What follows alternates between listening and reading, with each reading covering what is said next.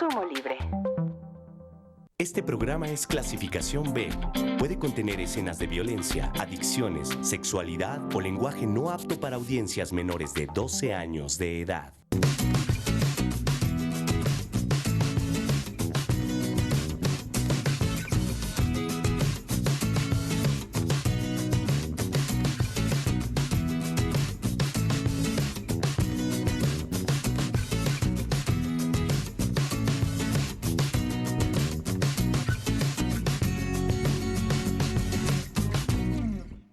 Muchas gracias por recibirnos en su casa, en Suma 2, este foro de expresión y análisis que trata de los asuntos de la vida contemporánea más importantes para usted, para su familia, para su comunidad, para esta sociedad que estamos todos construyendo día con día en un país próspero, en un país bueno, un país que nos acoge, nos da identidad, nos da ciudadanía y nos da múltiples oportunidades de vivir un día mejor que el anterior. Hablando de las múltiples posibilidades que tenemos en nuestra vida diaria de enriquecerla, de hacerla más plena y más fructífera, vamos a hablar del arte, en particular las artes plásticas. Y dentro de las artes plásticas, el grabado, es decir, la reproducción de una pieza mediante sistemas mecánicos, supervisada o realizada por el propio artista del diseño original. Para esto, para hablar del grabado, están con nosotros 3 grabadores, 3 artistas plásticos que son un orgullo para nuestra ciudad de Querétaro. Ellos son la maestra Aura Moreno. Gracias, hola, Araceli. Qué gusto tenerte aquí. Muchas gracias, igualmente. Patricia Arriola. Hola, ¿qué tal, Araceli? El gusto es mío de compartir contigo este espacio. Muchas gracias. Y Mario García y Paz. Muchas gracias, es un gusto estar con ustedes 3. Muchas gracias. Yo quisiera preguntarles, ¿qué es el grabado? ¿Cuál es la diferencia entre grabado y reproducción que pudiera realizarse, por ejemplo, en una imprenta? Bueno, ¿puedo empezar? Sí, por favor. El grabado sería una técnica que se inventó, que se llegó a ella en la necesidad de poder reproducir piezas, o sea, en la época de Gutenberg, la imprenta, después empezó el grabado para poder reproducir imágenes. Los diseños de los artistas, de los dibujantes, hechos principalmente en líneas, ¿no? Se pueden pasar al papel y así se pueden ilustrar los libros. El que hablemos de ilustración es una técnica muy minuciosa, muy bien cuidada, muy bien hecha, donde se hace el libro y la impresión de la imagen. Estamos hablando de libros del Renacimiento. Sí. Porque de alguna manera el trabajo de Gutenberg en Alemania es paralelo al Renacimiento en Italia. Entonces es fundamentalmente en el inicio, en el comienzo, una forma de ilustrar los libros de las primeras imprentas. Sí, así es, así es. El grabado empezó antes, grabando los cascos, las armaduras, o sea, la técnica de grabar un metal ya estaba dada antes, pero todavía no se traspasaba al papel. Estandartes, banderas. No, más bien eran bordadas, yo creo. Y, no sé. Por ejemplo, las alforjas, todo lo que un caballero tenía en su cabalgadura, muchas veces llevaba sus propios sellos. Sí, sellos, claro. Entonces todo eso con la necesidad de producir libros que pudieran llegar a más personas, es por lo que se inició ya el grabado en papel. Y en papel con un enorme contenido de algodón, de trapo. Sí, pues que muchos han llegado hasta nuestros días en condiciones muy buenas, en condiciones óptimas. Biblias de 1700, por ejemplo, hay todavía algunas muy buenas, de aquellas primeras imprentas de los lugares donde estuvo Gutenberg, realizando las primeras Biblias. Sí. Bueno, y después se separa el grabado de los libros. Bueno, sí, ya con el transcurso del tiempo se empieza a separar grabado de los libros y hacerse como una obra en sí.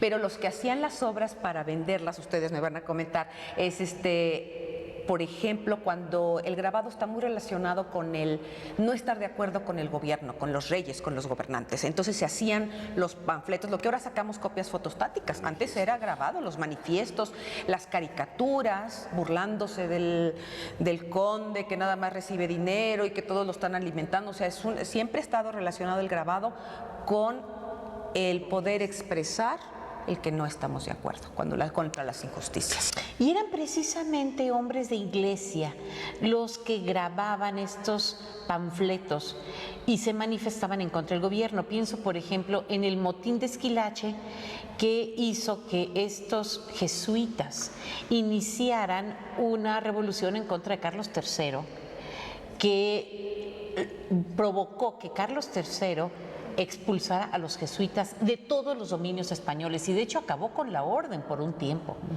Pero eran jesuitas, eran hombres de iglesia que estaban acostumbrados a sacar documentos en grabado, los que los utilizaron con fines políticos. Sí, escribían sus Biblias y todo, y ya después... Seguramente de ahí vienen los 95 postulados de Martín Lutero que distribuyó en todas las iglesias de Alemania. Se hicieron en grabado, se hicieron Claro. en una prensa. Sí, sí. Y era la manera más cómoda, más fácil de poder reproducir. Sí. Sí. Y después ya el grabado evoluciona para convertirse en una obra de arte. Ya eran obras de arte entonces, casi. Pero porque estaban hechas por ellos, o sea, si te pones a ver, ya eran casi, pero pues las usábamos para el diario uso. Pero ya la visión de que fueran obra de arte, pues sí empezó ya un poco más adelante, cuando el artista vio la posibilidad de poder distribuir, no como una obra única, o sea, pintores, pero podían hacer obras que también pudieran estar al alcance del pueblo, de la clase media, que no podía comprar sus cuadros.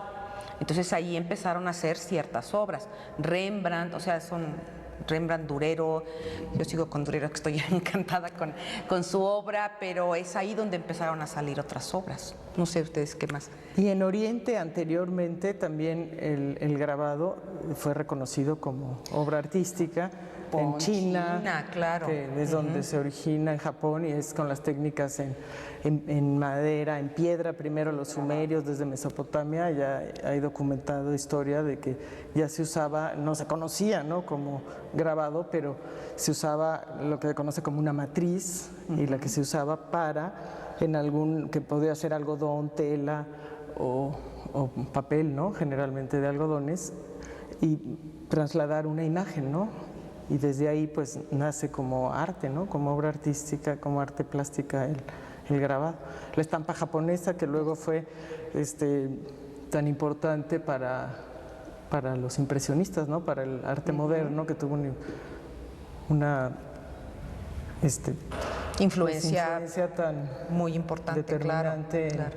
Otra cosa muy interesante es que los grabados que se desechaban no se tiraban, digamos, completamente a la basura, sino que se reusaban como embalaje.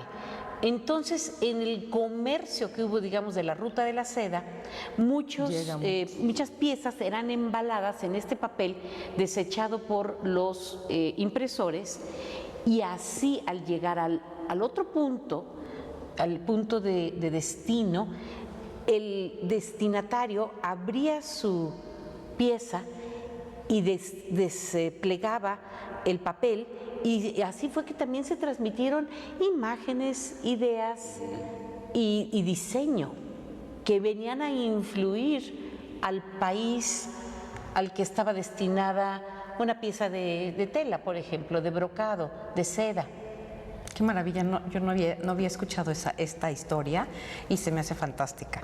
O sea, que algo que alguien desecha y lo usa de papel de envoltura, de repente llega a otro lado y alguien con otra visión lo abre y dice, ¿qué es esto? ¿No? Yo creo que sí. Porque imagínense, lo que desechado por los chinos ha de haber sido un puntito, algo estaba mal, pues son súper minuciosos, ¿no? Y llega la pieza allá y la ven maravillados. Y con ellos se sienten también en vínculo, se sienten en relación con la cultura lejana que a través de esa caligrafía que no comprendemos, de ese lenguaje que nos es ajeno, establecemos una especie de comunicación humana.